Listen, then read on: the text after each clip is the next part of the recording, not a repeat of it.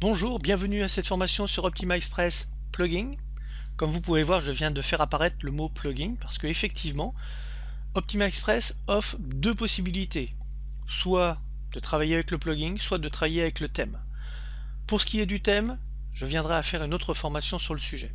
Pour le moment, ce que nous voulons, c'est d'utiliser OptimaExpress sur des blogs qui existent déjà, c'est-à-dire un de vos blogs ou plusieurs de vos blogs avec des thèmes particuliers, et vous aimeriez faire la jonction entre ce que vous avez déjà au niveau des articles, au niveau de quelques pages, et ce que peut vous apporter OptimaExpress au niveau des pages de capture, pages de présentation, ainsi que la page de téléchargement de produits par exemple. D'un autre côté, on va aussi utiliser OptimaExpress pour ceux qui ont utilisé la version 1 et qui aimeraient donner un coup de jeune à cette version où les pages effectivement sont vues un peu partout et vous aimeriez modifier la page de capture, la page de vente, les pages de tunnel ainsi que la partie espace membre. Vous allez voir qu'il y a un potentiel énorme, presque trop je dirais. Si on commence à vouloir fouiller partout, eh bien on n'arrivera pas à mettre en place.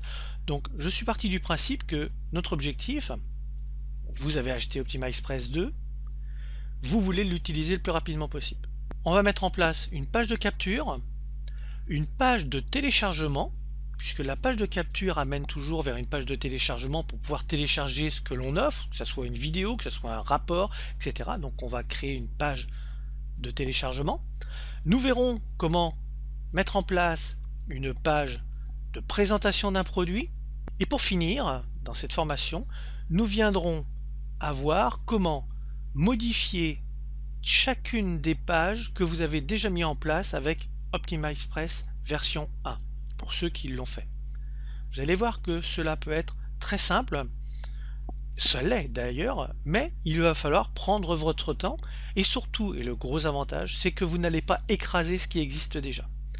Vous allez garder ce qui est déjà en ligne, ce qui fonctionne, et vous allez au fur et à mesure modifier, changer la page de capture. Ensuite, vous allez changer la page de présentation du produit, etc. Au fur et à mesure, vous allez pouvoir prendre votre temps. De toute façon, ça existe déjà, ça fonctionne, ce qu'il y a avec la version 1. Donc là, c'est juste un rajeunissement que vous allez mettre en place. Avant même de commencer à construire toutes ces pages, eh bien, nous allons voir comment paramétrer OptimaExpress de façon globale.